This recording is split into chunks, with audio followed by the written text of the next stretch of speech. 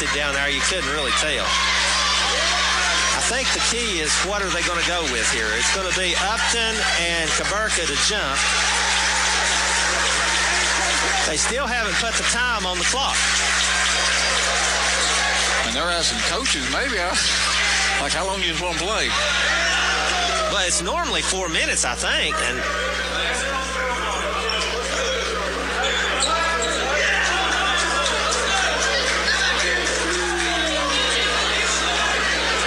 well, I'm not sure what's going on right now. There's a... well, they're laughing a little bit down there, too. I can't really tell. Well, nobody may know how many minutes to put up. I thought it's 4.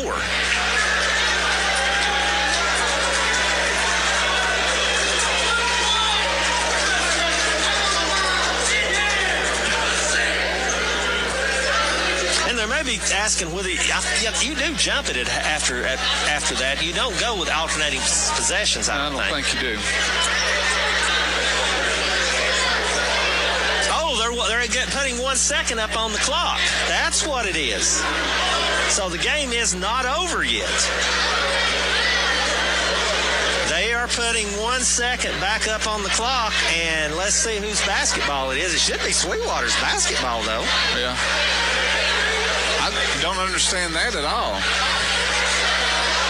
I mean, there was no indication of a timeout. No, I didn't see it either. Well, I mean, the Sweetwater coach over there getting him a drink. He thought they were going to overtime. So it's going to be Upton to throw it in. Yeah, don't even guard the guy throwing the ball in, because you ain't got time to get it back to him anyway and get a shot. You don't want to foul right here, though. Well, you could. Long shot there by Long. Oh! Well, that would have counted, too. That was close. And it would have counted. Absolutely. Well, we're going to stay right here and talk for a few minutes. I don't know how long this break will last. Now we are going to overtime. You know, Sweetwater's bench, they're fired up. Well, they have been fired up all night long. Of course, they've subbed. We haven't. Right. And it'll be Kaburka and Upton to jump. It is 4 minutes. So we got a 4-minute overtime here. So you got to switch, because you keep going the same way. Yeah, they're switching things here. So it'll be, again, Kaburka and Upton when we get it going here. There's the tip, going to be controlled by the Wildcats. It's Leeper with it. Leeper bounce pass over to Alford for layup. Good. And that's their first lead of the ball game. 56-54. Strickland with it now, past the timeline. So they never led in the regulation. Over to Kaburka. Kaburka's going to drive. His shot is up, no good, but he's fouled, and that's going to be on Alford, and that'll be his 5th. And that will put Kaburka at the line to shoot 2. Here comes Gibby into the ball game.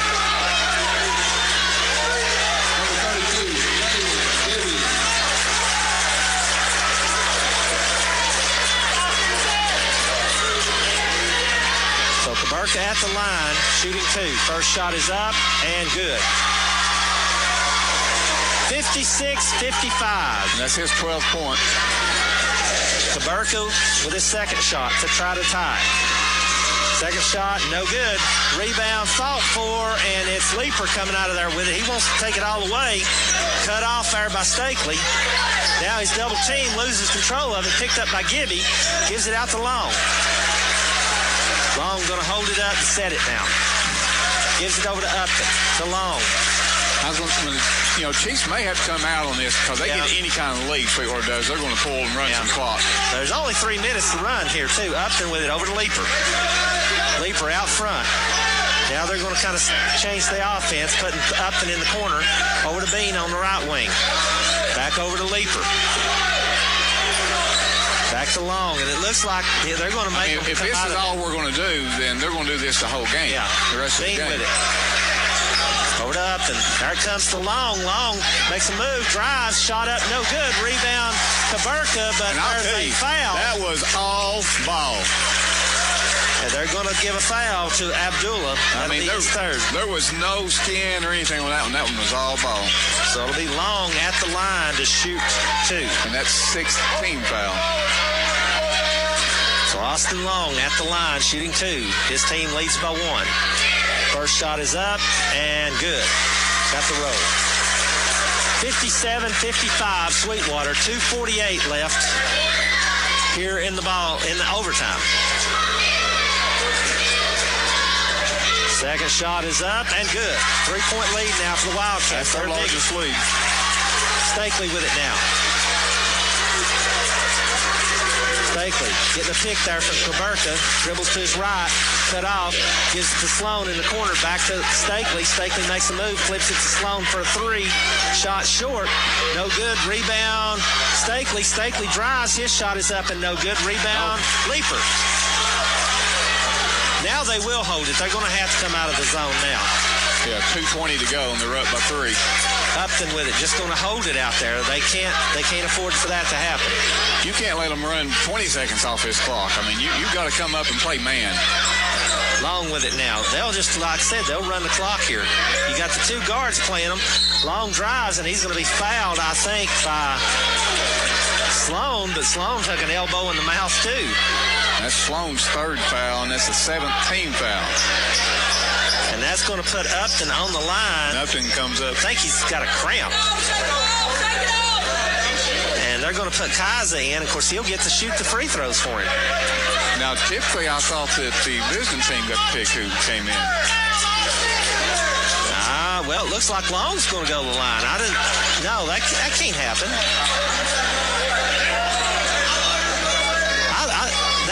I mean, if that's allowed to happen, why don't you just every time that if you're about that's what they're going to do. They're going to put Long at the line.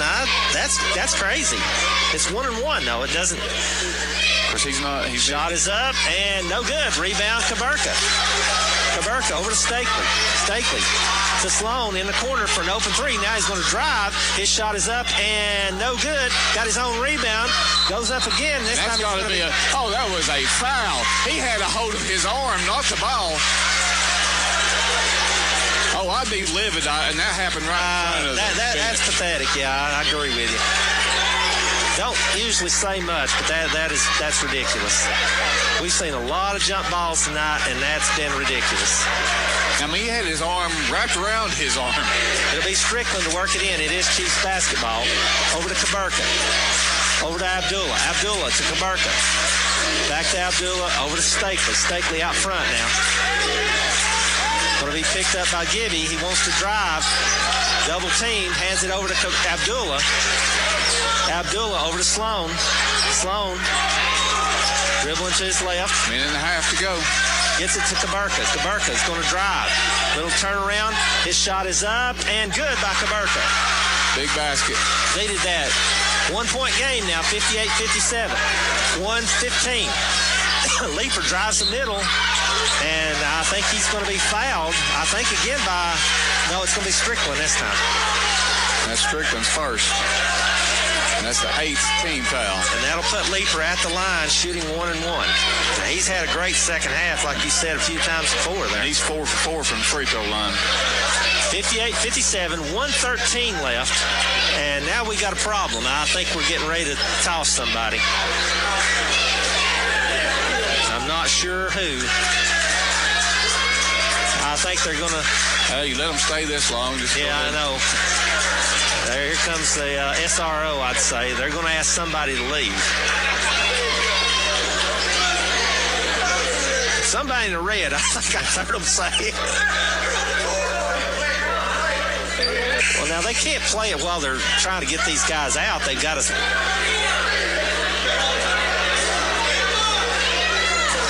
Well, they're trying to figure out who it is.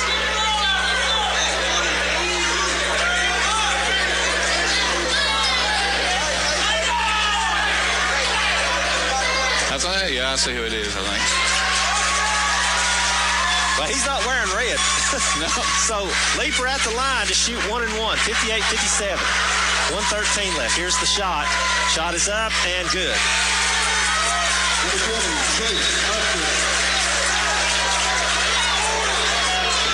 Loudon coming back in the ball game, going to replace Kaiser. 2-point game now, 59-57, 1:13 left. Big shot right here. Shot is up and good. 3-point lead now. Ball comes into Strickland. Strickland gives it over to Stakely. Stakely to Abdullah. They start running the weed. Back to Stakely. Stakely pulls up for a three. Shot no good. Rebound Kaburka. Kaburka's turnaround shot is good. It's a 1-point game. 60-59, and there's a quick whistle. Probably a foul on Strickland, I bet. Yes.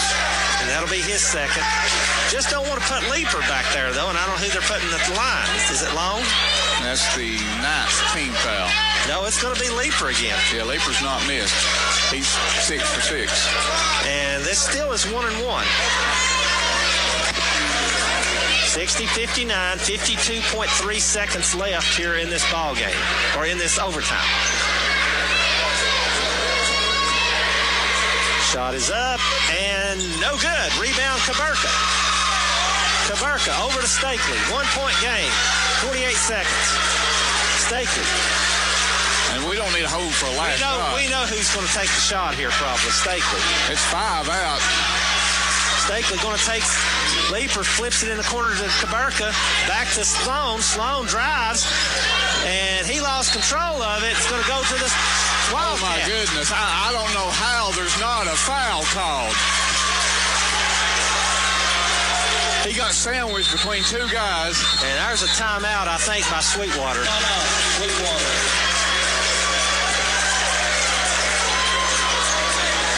Well, that's a full time. But there's just Sloan was out of control. He was out of control, yeah. But still, he got sandwiched between two guys, and out of control or not, I thought there should have been a foul. It's been that way all night. They've let them.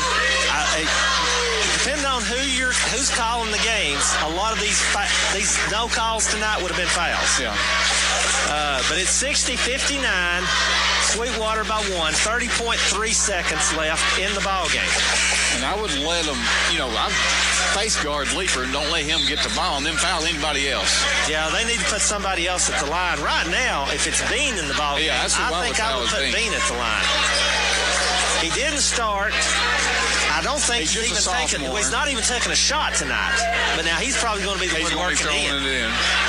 And Long has nobody on him right up here right now. Now, Stakely may be trying to bait the throw. I think that's what he's trying to do. Ball comes in to Leeper, back to Bean. Now they need to foul. Well, now they get it to Leeper. Now, he threw it to stolen there by Sloan, and he's tripped, but no call. And a timeout by the Chiefs. It's been a wild one, folks. 19.4 seconds to go, so the Chiefs will have the ball. But I still don't think he hold to the last shot. Well, and as he's trying to get it to Bean, Bean wasn't looking to hit him in the face, and picked up by Sloan there. And but Sloan was fouled a couple of times.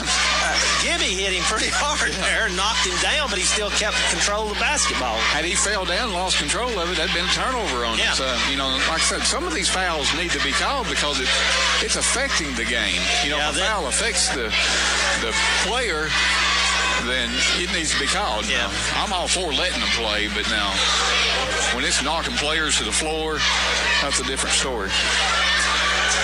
Well, I mean, again, it's been one of those games that's been a physical game. It's been a very physical game. And not a lot of fouls called for a physical game. No. There's a lot being called here at the end, but people trying, you're getting in, you want to get the other team. And it's going to be Sloan to work it in. And they got Peak in the ball game. Ball comes into Stakely. Stakely guarded by Long there.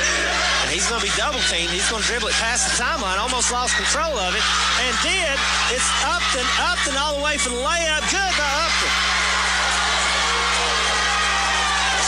Sloan, in the corner it goes. Long three-pointer at the buzzer. Shot, no good. And Sweetwater has pulled the upset. 62-59.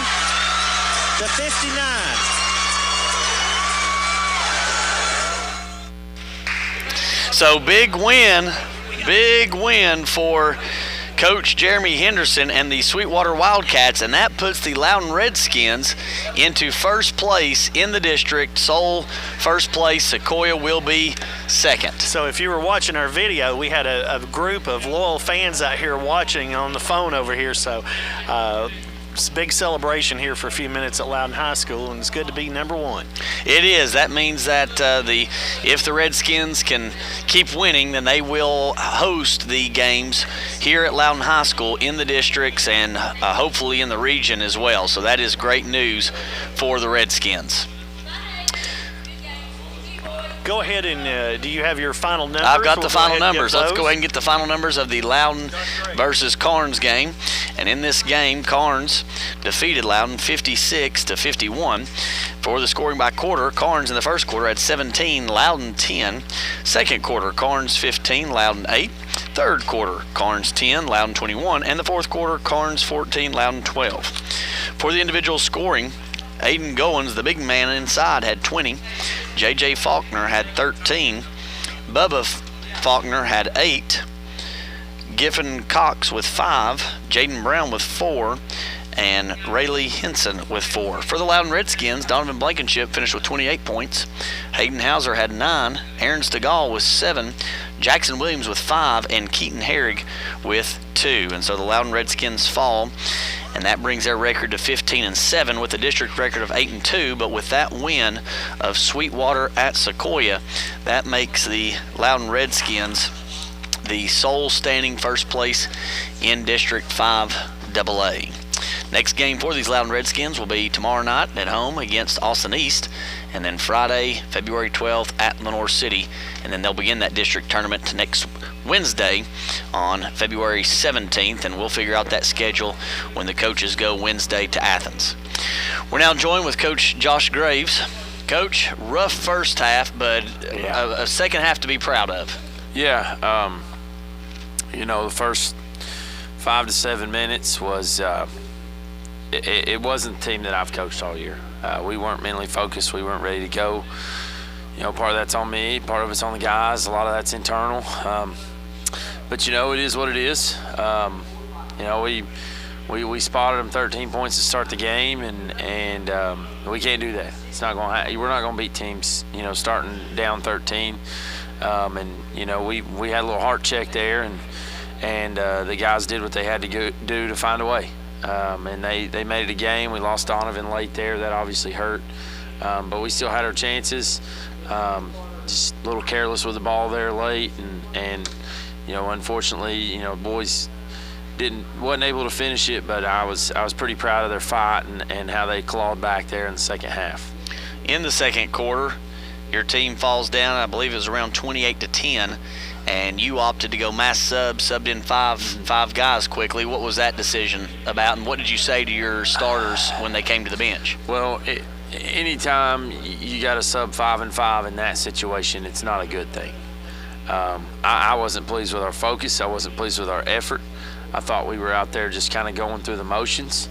And I think if you asked any of the kids, they would tell you the same thing if we were being honest with ourselves. And so, I didn't like our focus. I didn't like our fight. Didn't like we had no inspiration about the way we were playing. I just thought, well, let's see if we can wake some people up. So we wholesale subbed, and when they come out, I talked to them for a minute and told them, the ball team that's on the court is not the Loudon team I've coached all year, and the way we were playing was unacceptable. But at the end of the day, they're high school kids. They're going to make mistakes, and so chunked them back in there, and I thought they responded.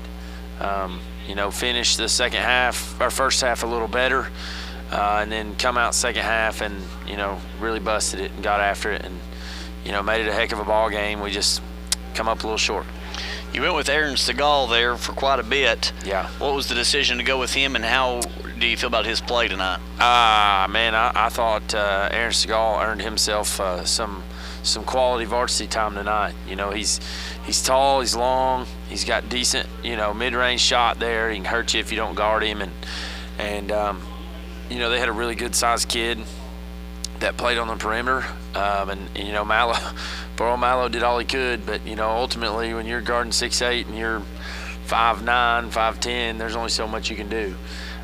So we gave Aaron a shot, and he made the most of it. You know, not only defensively guarding that kid, but he followed up on some missed layups by us and cashed those in. I think he ended with 7. Hit a nice little mid-range shot against the zone. And just played smart off-ball basketball. And so, he really stepped up and did some big things for us tonight. And I think that's just a testament to his, his work and all the time that he's put in over the last 3 years. Right there at the end of the ball game, as you said, Donovan fouling out. What impact did that have late in that game? And is that a scenario, a situation in which you'll be looking at going forward if that situation was to happen later on? Yeah, I mean, part of me said take him out, put him back in with a minute and a half left. I think he got his fourth with about 3 minutes left or so. And then part of me's like, well, you don't make this comeback without him either. So I rolled the dice. If it's a district game, next week or something to that, I may, change my mind and, rough it, so to speak, for a minute and a half in that situation. Because ultimately we would have much rather had him for the last minute and a half than, that minute and a half from 3 minutes there. But we still had our chances. We still had our looks. We over dribbled a little bit late instead of kicking it up to the next guy.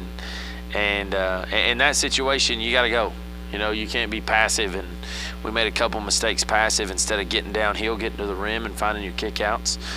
Found a couple. I mean, Hauser had a good look there late in the corner, and I think we had another one maybe. Just didn't fall. But yeah, it probably would have adjusted my thought process were it to be a district game and we weren't in the midst of such a big comeback. I just didn't feel that I could pull him at that point. Tomorrow you've got another tough challenge against Austin East, who defeated you just last week, 67-48, and part of that was in response to another big man who had a big night. What's your strategy approaching him again?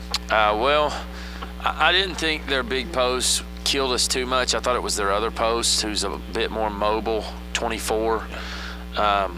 He's 6'3", 6'4", he's thick, he handles the ball, and he's just tough. So obviously, we're going to have to have some quality minutes out of Mallow and Hauser defensively on him. I didn't feel like shooting the ball, they killed us with it. So we'll have some zone in there too. But we're going to have to play, assignment man-to-man. If a guy's not great at shooting the ball, we've got to slough off and help.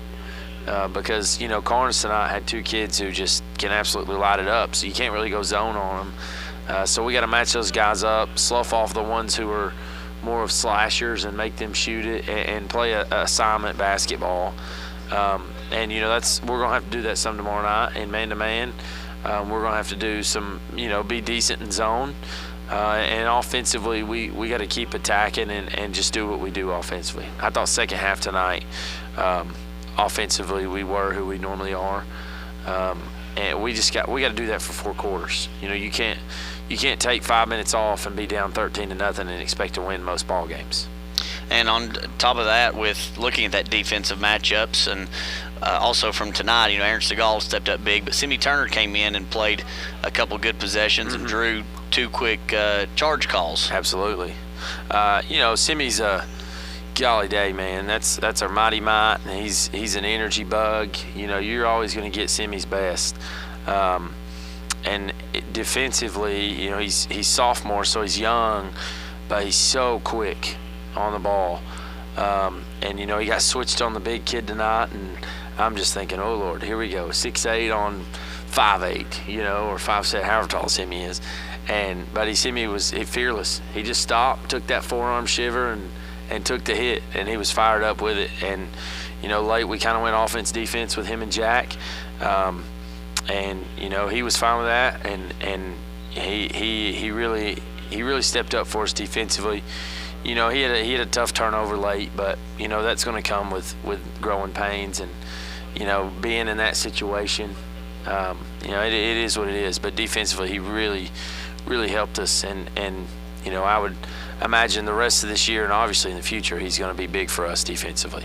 Now, last question for those listeners that were listening to the end of that Sequoia and Sweetwater game. Mm-hmm. Sweetwater defeated Sequoia. Does that put your team first in the district? As far as I know, yes. That makes us 8-2. Sequoia would be, what does that make them? 7-3.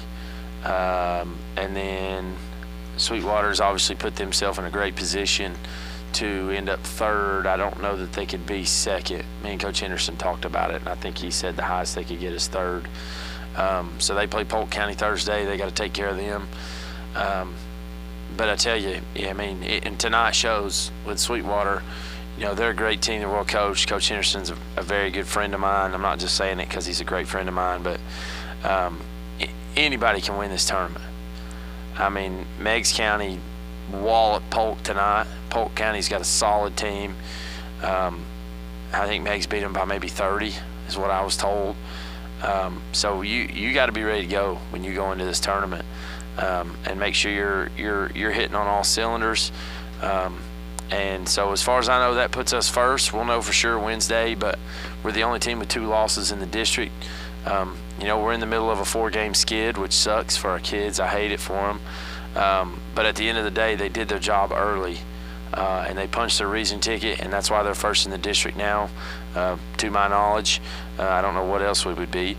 And they deserve that, and they just got to stay the course, be about the grind. It seems cliche to most, but they got to be about the grind and finish this year out strong and just stay together. That's the biggest thing. I was pretty frustrated at halftime and was pretty vocal. But after the game, with the way they fought in the second half, it's all about staying together. It's a time of year you want to be playing really well. And I think with the personnel we have, we outside of the first quarter tonight, we are playing fairly well. Just you run into a buzzsaw like Kingston Friday, and you give a 13-point edge to a team like Karns tonight, it's going to be hard to win. So stay together, keep grinding, keep fighting, and start clicking early next week or into this week, and hopefully we're going to get Brody back in practice on Wednesday or Thursday. So that'll be huge for us. I think it'll be huge for our confidence. And I know our kids don't like losing. That's never been the way here. But I don't think they're defeated by no means. I think they know that, any of these games we could have won, and I think they know we can win tomorrow night. We just got to show up and play well.